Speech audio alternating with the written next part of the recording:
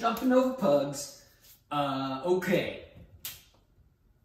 I just beat Returnal. It's incredible, but I haven't gotten the secret ending yet, and I also just platinumed Days Gone. So I'm going to talk about Days Gone, and then after I get Returnal, I don't know if I'll ever platinum it, but just at least get the secret ending so I can know a little more about what the hell's going on there. I'll wait till then to talk about that. And then I found a drink on the old Tiki subreddit again called an ankle breaker. It sounded good. And it's got our old friend, the Cherry Hearing liqueur.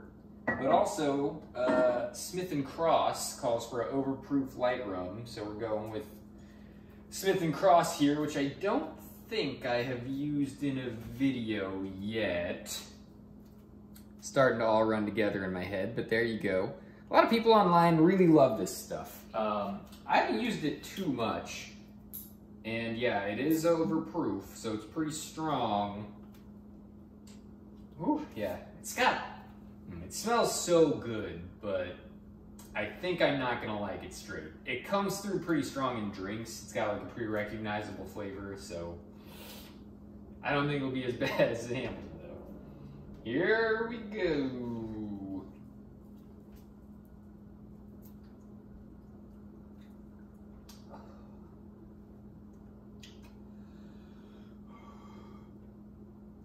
Yeah.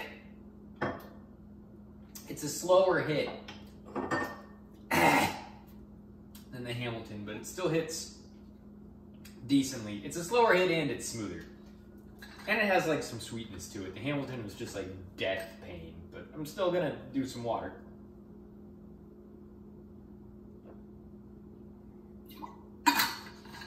Right, Smith & Cross. I thought I'd be rougher, so pleasantly surprised there. Okay, super simple drink, 4 ingredients. Gonna get out some lemon juice and some simple syrup and bring you on in. Okay, super simple recipe like I said. 1 ounce lemon juice, freshly squeezed yesterday actually for a lemon dill shallot cream sauce that we put on some baked tofu. Really fucking good. 1/2 ounce simple syrup, which I need to boil up some more of because this is all we have left.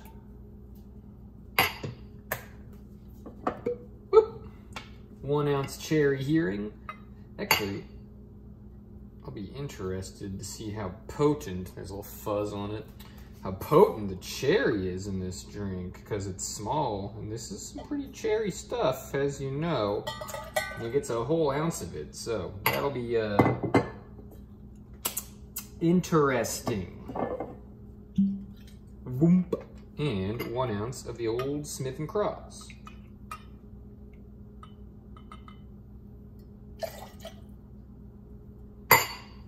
Bagoosh. Put these away. Get out our blasted ice over here.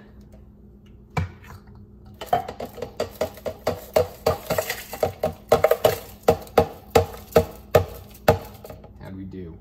Let's see if I can get this without cutting myself. All right, that's good enough for me. Put this over here. Forgot to grab a pineapple, so we'll do that. And a straw. All right, you know what time it is. Shaking it up.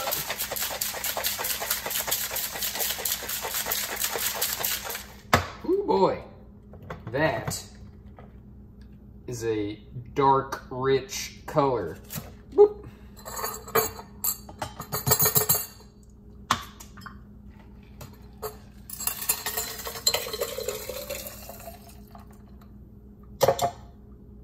All right. Taste test time. A cool breaker. Okay.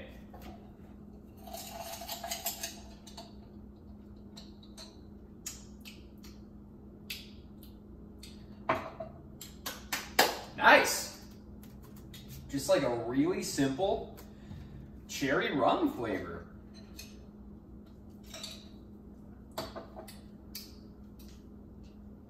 I dig. Gets a little syrupy on the end, maybe. So I would say maybe up it to 1.5 ounces of rum and just like a squidge more lemon juice. Maybe not a full 1.5 ounces, 1.25 ounces maybe. And I think that would be aces. But as it is, I still like it. I'll call it A tier. And I think if you play with that ratio, this could easily crack S tier. Nice. Fucking Tiki subreddit, man. I love all you guys. You're all way better at this stuff than I am, but that doesn't stop me from just like totally ripping off your recipes and giving them a go, because they're awesome. Love you all. Keep it up. On to the task at hand. Days Gone. So I never played it until now, because it's free on the PlayStation Plus collection for PS5. So, sorry developers, I know their developer, one of their guys that developed the game, like, had some quote like, if you want to support a developer, buy the fucking game at full price or something, because I don't know, I guess a lot of people waited until it was on PS Plus or the PS Plus collection, but hey, whatever. I get it, you know, if you want a developer to keep making big projects, you should support them, but if the game didn't super interest you, I'm not gonna fucking harp on you for waiting until it's free. And yeah, that was the case with me. It mildly interested me. Zombie open world biker stuff in mid-Oregon. I've never been to mid-Oregon, but I love Portland, Oregon. Kick-ass city. So it had a lot of stuff that spoke to me, but I don't know, nothing that really like gave me that punch of what I want. Like, I mean, The Last of Us is the obvious comparison because it's a bigger Sony franchise about zombie post-apocalypse, but like that, it's not like it's anything crazy like gameplay-wise and stuff. It's sound, but it's just like the story. I really love the story, and that's why I was hyped for the second game. This game, you know, gameplay looked okay, story looked okay, nothing really jumped out at me. But, yeah, you know, to my, I mean, I expected to like it, honestly, but maybe to my surprise, I liked it more than I thought I would. I really, really liked the game, actually. And that could also be, A, because it was free, B, because I played it on PS5, so it had the 60 frames update, and ran a lot smoother in the horde sections and stuff, and I guess probably runs at a higher resolution and stuff. So I played like the best, newest version of it. So, you know, all these things add up. If I played it at launch, maybe I'd have been like, it's just okay. But as it stands, I really liked it. It kind of had a reputation for being like the lesser of the big Sony AAA launches. Bend, has the studio that made the game, has mostly worked on like smaller games, PSP games, the old Siphon Filter games and stuff. So I think this is like their big first foray into the AAA space. And because of that, yeah, you know, the game isn't on the same level, technically, as an Insomniac game, a Sucker Punch game, a Naughty Dog game, etc., etc. But, yeah, I'm just gonna keep saying it. It didn't stop me. That didn't stop me from really liking the game. So, let's get into it.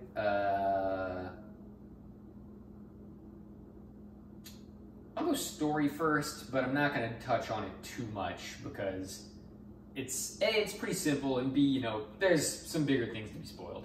So, you're a biker dude named Deacon St. John. There's a viral outbreak that turns everybody into monster zombie type things that they call freakers. You lose, like during the outbreak, you lose your wife. You try to save her. You put her on a chopper. There's no room for you. She flies away, and it's just you and your buddy Boozer. And you guys are both bikers. You're in a biker gang. And yeah, that's basically the intro to the game. And then it cuts to 2 years later, and it's like yeah, your wife died, it's just you and Boozer, you've been out in the fucking wilderness just trying to make a living with all these monsters around, and go from there. So you find out a lot about the world and how it got to be that way and stuff. Let's see, there's a organization called Nero. It's like the feds, the government, and you work with them a bit. That's how you get more information about like the freakers and what they are and stuff. And there's a lot of camps that kind of drive the mission structure. You go to a camp, they've got some shit for you to do. Oh no, you found another camp, they've got some shit for you to do. So there's Copeland's camp, Mark Copeland, voiced by Crispin Freeman, the voice of Winston in Overwatch, one of my mains, and Alucard in Hellsing Ultimate, my bar none favorite anime. So that was dope to hear him. And yeah, Copeland is like a conspiracy theory, hyper-conservative type, it would seem. He plays like radio broadcasts here and there called Radio Free Oregon, where he just talks about, you know, conspiracy theory bullshit and stuff. And then there's, yeah, and his camp's just like a camp in the woods that's pretty chill. Everybody there just like, you know, trying to stay together and get shit done. Then there's Aydah Tucker. She runs like a work camp at a old hot spring. And it's like fucking brutal. Like if you just walk around the camp, you'll see her people like just beat the shit out of the people, like her, like, I don't know, enforcers, I guess. Just like beat the shit out of the people working at the camp, and they'll like scream and be like, no, what are you doing? Please, no. And you hear the poof, poof, poof of them just getting the shit kicked out of them. So that was unexpected. Like I was just like, okay, another camp. And then it was like, oh, I don't like this camp. I don't really want to help these people, but you know, it's part of the story and part of the game, so you gotta help them. And then, I mean, honestly, past, I don't know. It's really easy to like, I guess that's spoilers that I told you about multiple camps.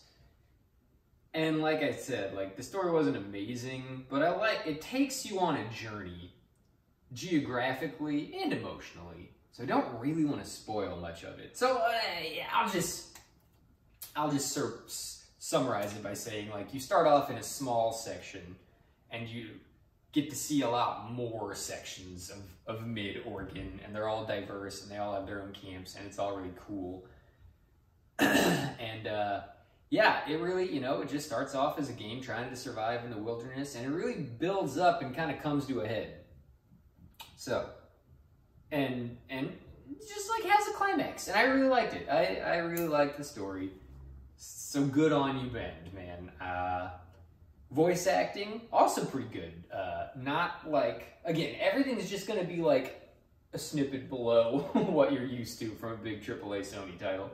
So like the story, yeah, really good, but not like, oh my god. The voice acting, yeah, good, but not like Troy Baker in the sound studio fucking doing 30 takes and stuff. But still really good. Most characters are like fine to good. And then I really loved the main character, Deacon St. John, or Deke, which, I don't know, people made like a fuss about his name being super dumb. And like, yeah, it's kind of a dumb name, but they just call him Deke the whole time, which I think Deke is a cool nickname, so fuck it. But anyway, a dude named Sam Whitmer voices him. I'm pretty sure he was Hilo on, oh man, going way back to college. Hilo in Battlestar Galactica, I think. I forgot to look it up, but I looked up who the voice actor was, and I was like, that looks like Hilo from Battlestar Galactica, but I never confirmed it. But anyway, he did fucking awesome. Like, I don't, like, it really feels like they told him, like, your inspiration is you're a man who's been just like slumming it in the wilderness in a zombie apocalypse that lost his wife and only has one friend for 2 fucking years, and you're just like done. You're just like, you're over it, you've mentally cracked. And he nailed it. Like, he'll just like stammer and talk really fast sometimes, or sometimes he'll just be like really disinterested, or sometimes something violent and crazy that happens, he'll just react. He'll have like a really mellow or excited reaction, you know, something different than the like, oh my god, you might have in that situation. So, for example, if you like fucking bash somebody with a melee weapon, he'll shout something like, oh, here it is. You'll like bash someone's head off with a melee weapon, he'll go, down you go! Just like, oh man, every time you get it, down you go! Love it. Or if you headshot someone, like, I mean, he'll just say it randomly when you headshot someone, but I really noticed it, like, say this person was sprinting, and I just really snapped and tagged the headshot. if this line ever dropped, it was always so fitting. So you like snap and drop a headshot, you just see the enemy's body just fall limp, and he'll just go, got ya. Like, emotionless, like, but prideful, like, got ya. Let's see. Okay, so there's these like bunkers that have crafting recipes in them, and they're like written on maps. So like you go to the bunker, you go to the map and you search it, and he'll be like, yeah, what's this? Ooh, a map, all right. Ooh, information I can use, nice. Like he just like starts stammering off all the thoughts in his head, like, yeah, I can use this, good, yeah. Like a man that's just like lost part of his mind. So he was awesome. That was sick. Sick voice acting job. And yeah, I guess that's as far as I'll go. There are good characters. I liked a lot of the characters, and like one time I even started off hating a character, and then I liked him, and then I hated him. Like, they took me on a little ride. He had a character arc. So, all good stuff. Like, a lot of people I feel like were just like really shitting on this game when it first came out, and I don't know. I don't get it. I thought it was fine. Yeah, like I said, not up to snuff, but fine. Okay, so let's get into the nitty gritty, baby. Visuals and sound, both really good. It's a Unreal Engine 4 game. So, I mean, Unreal Engine 4 has not been as immediately recognizable as Unreal Engine 3 was back in the PlayStation 3 360 generation. But it's, you know, I feel like you can kind of tell UE4 games, but it's like a pretty good-looking UE4 game. And the one thing it super duper nails is weather effects and lighting. So, rain just looks good, and you hear it really well. Like, you really kind of feel like you're in a fucking rainstorm if you're wearing a set of headphones. Snow, though, is awesome. Like, it'll just blow in randomly and start covering the ground and covering all the objects in the world. And if you kill a guy, they'll fall and their body will slowly get covered in snow. So that effect is awesome. And your bike will slip more when you're on the snow. The lighting, though, man. So, like, you'll go through a lot of dark areas, like tunnels and dimly lit houses and caves and shit. And you have a flashlight, so like you can see, you know, just a little bit of what's around you and stuff. So like good mood lighting there, because the monsters, the freakers, they like to hang out in caves. So cool, like creeping through a cave and you're like, oh man, what am I gonna see? But then when you fight in a cave, your muzzle flash like illuminates everything really bright, and then it gets really dark. And then your next muzzle flash illuminates everything really bright, and then it gets really dark. So say you run into a giant group of freakers in a cave and you just start dumping rounds into them, they'll all turn and look at you and just start fucking charging you. And you can see them all when you shoot, and then you can't see them because it's dark. And then you shoot again and you can see them all, and then you can't see them. And then you can see them and you can't see them. And they're just slowly getting close to you. Every like lit frame you can see, you can just see them getting closer to you. I feel like zombie movies all do that effect. And the game did it flawlessly. Like that is one of the coolest things with lighting I've like experienced in a game. You really feel like you're in a fucking zombie movie. So kudos, nailed that. They nailed that lighting aspect. And then Gun sounds all good. They sound different when you're like in a cave as opposed to outside and stuff. So the sound work overall really just pretty solid. Your bike, you know, the engine noise changes when you upgrade your engine and your exhaust and stuff. So all good. Like, you know, the little technicalities, all really good. But meat time gameplay. Standard third-person shooting with some stealth elements, with a stealth element. You can crouch and break line of sight behind things in grass, like everything else. Oh, and you can do the rock throw a rock to distract people. So when you're fighting humans, all pretty bog standard stuff. Take cover. I played on normal, just because I wanted to experience the game. And on normal, enemy AI, pretty meh. They'll mostly just like post up and pop out and shoot at you, and you can shoot them. They'll flank you. If there's enough enemies, some will flank you. They won't flank you every time, but if you're fighting like 6 guys, like 2 of them will probably try to flank you. So, you know, at least there's that. But for the most part, they just kind of post up, so you can just post up and wait for them as well and pick their heads off. Oh, because there's a focus mode. So, oh, they popped up. Click that joystick in focus mode, slow-mo, headshot, got him. So yeah, fighting humans, it did feel fine. I guess it felt a little floaty, if we're being technical with the word feel. The controls and aiming and everything feel a little floaty, but the combat is satisfying still. Just not anything to really write home about. And then if you get up close, there's melee combat, like I said, with the down you go line. So you can craft some pretty sick melee weapons or find some sick melee weapons like fire axes and machetes and stuff. Or you can craft like a baseball bat axe, which is like a baseball bat with a razor blade buzzsaw type thing in the middle of it. And bat with nails in it, and a board with nails in it, a sofa leg with nails in it, tons of gruesome weapons. And yeah, they all have their own stats, durability and damage. So it's cool to, you know, get new recipes for different melee weapons and constantly try to keep a good melee weapon on your back, because those will break and then you gotta go find a new one. And the melee combat, also pretty simple but effective. You have like a 2-swing combo that you can upgrade into a 3-swing combo, and you have a dodge button, which is actually rolling. So you'll like roll and dive under the person and get up, and you can like bash them in the back of the head. You can chain together some nice hits and dodges and staggers and stuff with that.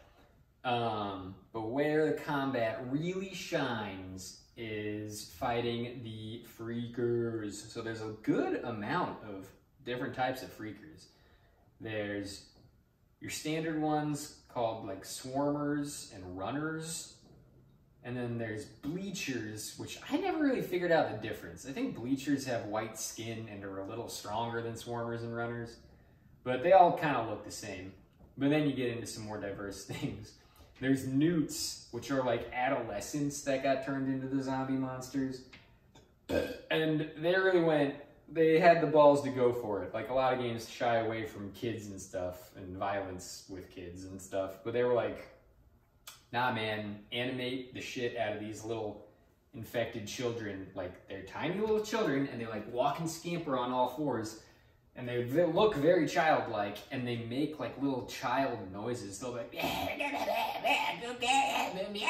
like high pitch, screamy, I don't know, goo goo gaga, like fucking type noises. Like you really know you're fucking with kids, and they'll just like relentlessly. Okay, so this is cool too. They'll mostly try to avoid you because they know they're not strong enough to take you on. But if you like upset them, they'll try to swarm you. Or if there's like 30 of them, they'll be like, we can take this guy, there's only one of them, so they'll try to swarm you. So mostly they're just like standing on top of houses, like making their creepy children noises at you. But then if you rile them up, yeah, they just all start coming at you. You can just like relentlessly bash the shit out of them. Like one melee hit kills them. Because they're the weakest, they're like the weakest enemies, obviously, they're just kids. So you can just like bash your way through this fucking swarm of kids or get out a machine gun and just mow them down. So like, yeah, they went brutal. I mean, I guess the theme of the game is kind of brutality, but they didn't hold back with the kids. Kudos. Pretty brutal, murdering children, infected children. And then there's, Gosh, man. I just feel like I'm spoiling stuff by giving anything away in this game, because like you just discover everything slowly. So I guess I'll just say there's bigger enemies, and there's faster enemies, there's wildlife enemies. Yeah, there's a lot to experience, and you know, they'll come at you in different waves and stuff, like, and you just kind of got to know what to do when a different type of an enemy comes at you. But the really big thing is the hordes. So runners and swarmers, they'll like group up into numbers in the hundreds sometimes, and they're hordes, and they're located around the map, and you can find them all and try to beat them all, and each horde is kind of like a little puzzle. And some of them are super simple, like all the hordes in the first area are just like a cave with 30 to, I don't know, 60 freakers in it, and it's just like try to blow them up and run away, get some distance, and mow down the rest. But then in like the end, there's some fucking huge ones, like 300 probably, at least. And yeah, you have to just kite them around using aspects of the environment, like closing the door and forcing them to break through the door, funnel around, and then like pick off what you can and keep moving, or like slamming some like boards or logs down in front of you to crush some of them, and again slow them down and buy yourself some time to like throw a grenade in their mass.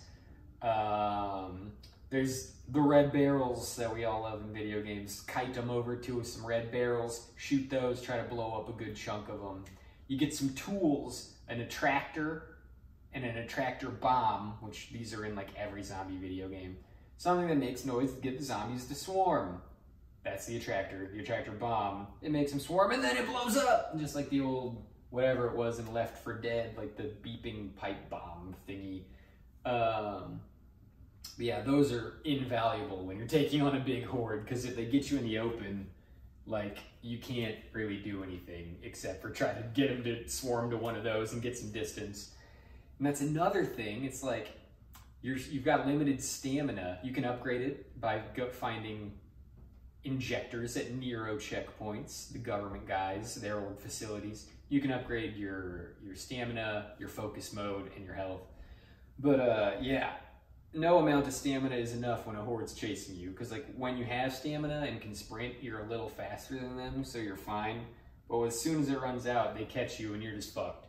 So like you have to plan out your stamina usage. Like the horde combat was flat out incredible. They absolutely nailed it. Like you watch a zombie movie and you know,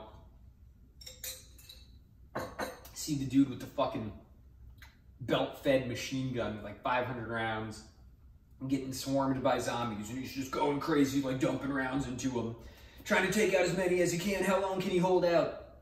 Like as a kid, I would watch movies like that with my friends, and like we would try to think like, man, how many guys with like M60s would you need to hold off like 5,000 zombies like that? Like how would you position them on the rooftop of the mall in the Zack Snyder Dawn of the Dead movie and stuff? We would just like play G.I. Joes and run through all these scenarios about fighting zombies and stuff.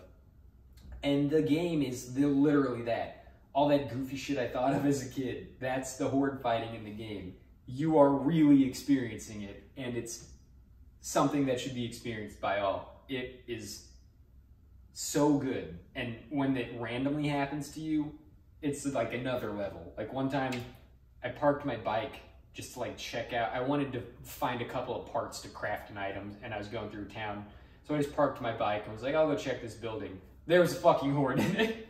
So I take one step in the building. Oh, and the game has, I didn't touch on the music during sound. It's all fine. Some like grungy rock a lot of times for combat. And then the horde has its own music. And it's like a dun, dun, dun, dun, like suspenseful build-up music. So I walk in this building just looking for a crafting item. That music hits immediately. I hear all this screaming from the zombie monsters, the freakers, and they're just fucking on me. And I didn't even have time to get back to my bike. So I just started sprinting, turned around. I think I threw in a tractor, and I had like some pipe bombs or something. So like I threw a tractor and a pipe bomb, And then I was able to get to a bridge and turn around and pop my focus and just gun down as many of them as I could. And then probably like did another attractor and another, like a Molotov or something. Just like, yeah, man. When you're not expecting it and something like that happens, your heart rate just goes through the fucking roof. You immediately have to start planning what you're gonna do, and you're just like, oh god, oh god, oh god. And I did it, and I lived, and it's fine, but it's like, I was just looking for materials to make equipment, and oh no, I didn't really find many, and I just had to use a bunch of equipment to kill this horde. Which brings me to another aspect of gameplay. You know, item management and crafting. Crafting's cool, like I said, you can craft your melee weapons, and then you can craft like pipe bombs and Molotovs, so you're constantly picking up little things, bibs and bobs to keep your arsenal stocked, but like a lot of times it feels like there's never enough. You gotta really think about when you're using your items, and then same with ammo. You can restock ammo at camps, but it's kind of expensive, so it's better to try to find it in the wilderness. Which can be hard. Some like enemy camps usually have some ammo, or like cop cars that you can find on the side of the road usually have ammo. But outside of that, it's pretty rare that like just a guy you kill will have ammo for your gun. So you gotta manage, you gotta use that focus mode, tag your shots pretty good. And then one super cool thing is like the upgrade system. It's just your standard skill tree with 3 aspects: melee combat, survivability, or survival, which is like, you know, stamina and crafting and stuff like that, and then ranged combat.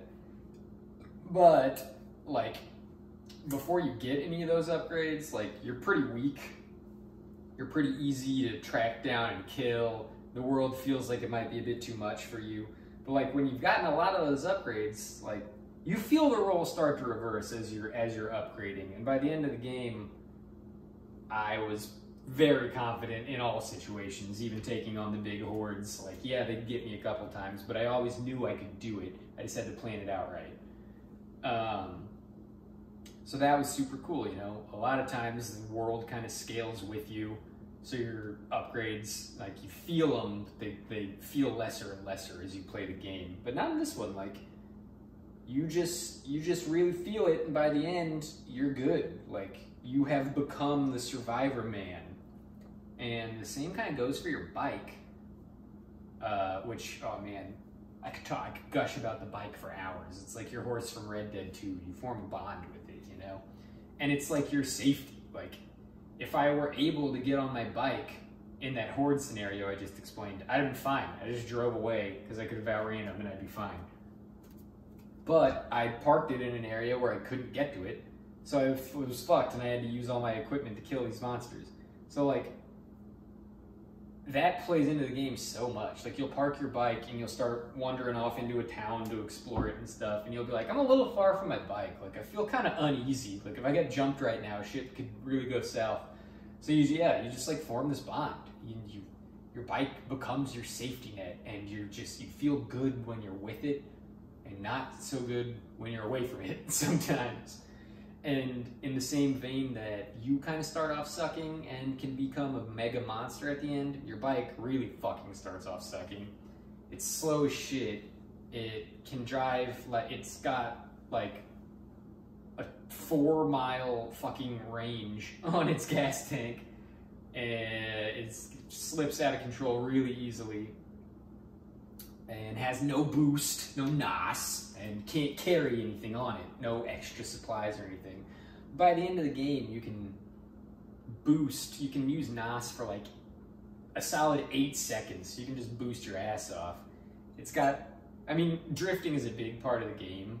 You can really skid around corners and stuff, but the grippier tires feel a lot better than the slicker ones.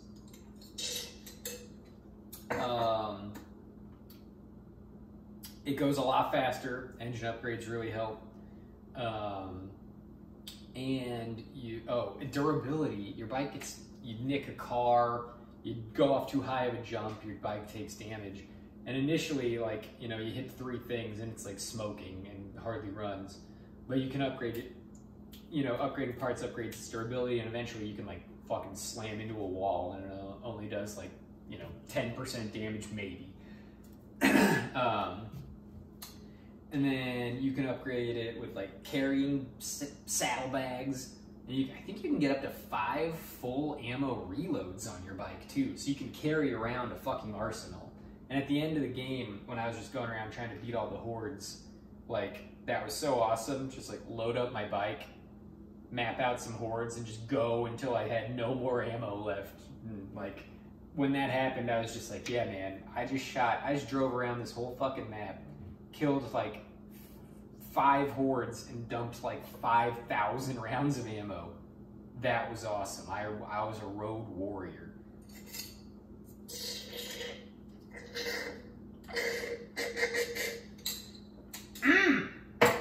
I could see me breaking some ankles in the future, I'll tell you that much. But yeah, so the upgrades for you and for the bike, you really feel them, and it sucks in the beginning of the game, but like you just work through it, and by the end of the game, it's fucking awesome. Oh, and visual customizations on the bike, obviously. There's a couple different types of parts that look different but do the same thing. And then there's paint jobs and decals and stuff. I just painted my bike orange, like a flat orange, because I fucking love the color orange, obvi. And yeah, it was my steed the whole game, and I loved the bike aspect. And it was just cool that you're a biker. Like the biker culture in the game was cool. Very unexplored, I think, aspect in gaming. And yeah, just you and your biker buddy, you just shoot the shit about the past and your old biker gang and stuff, and you know your shit about bikes. You can gather up scrap parts and fix your bike yourself and stuff. You gotta do that when you break it. So yeah, I just thought that was really cool. And I think there was one more thing I wanted to say about the biking, but oh, and you're called a drifter because you just drift around on your bike, doing jobs for people trying to stay alive. So I liked like the idea of drifters in this apocalyptic zombie world. Oh, and another fun thing is everybody calls like the overtaken areas, basically anywhere that isn't an encampment where you're safe, is just called the shit. So they'll just be like, man, you've been out in the shit for like 3 days. How'd you do it? And I just liked that term. I'm like, hey, you haven't been out in the shit long. I need to help. You need to stick close to me. I know the shit really good. So that's a fun way to phrase that. And I think that pretty much covers it. I'm trying to make these quicker. When I almost ran into an hour just blabbing about Resident Evil, I was like, man, what am I doing here? I'll probably talk for an hour about things like I fucking adore, like, I don't know, like Hellsing Ultimate. But actually, probably not. Because you can cover that show pretty quick. But I don't need to. So, I need to get my mind straight, get some ideas queued up, rip through them, and that's that. So, yeah, Days Gone. Big, cool, open world, some really good, like, sound and visual effects, especially the lighting. Story, characters, good. Like I said, don't expect Naughty Dog level. Oh my god, not everybody fucking hires the best people and has their own fucking mocap soundstage to work on and stuff. And have been doing that for years, you know? Give some people a fucking break if they're not up to that level. But yeah, no, all good there, still, in my opinion, with the story and the characters and everything. And then the gameplay, like, yeah, it can drag. You do a lot of the same stuff, but you're always feeling pretty good about doing it. It's always pretty satisfactory. And then when they hit those elements like fighting in tunnels or fighting a giant horde, chef's kiss again. Really a unique, good experience when you get to those parts, like something that you're just not going to find somewhere else. So, Days Gone, Bend, I commend you, and I'm excited to see what you come up with next, and you know what? I'll probably even pay some money for it. So, kudos, you won me over. And the ankle breaker, oh boy, it won me over as well. Super simple, so easy, so good, and tuning the ratios I think is really going to turn it into a home run. Down she goes. So yeah, I'll definitely drink another one in the future and try to get it somewhere good. Try to get it in the perfect S tier position. But until next time, have a really good fucking day.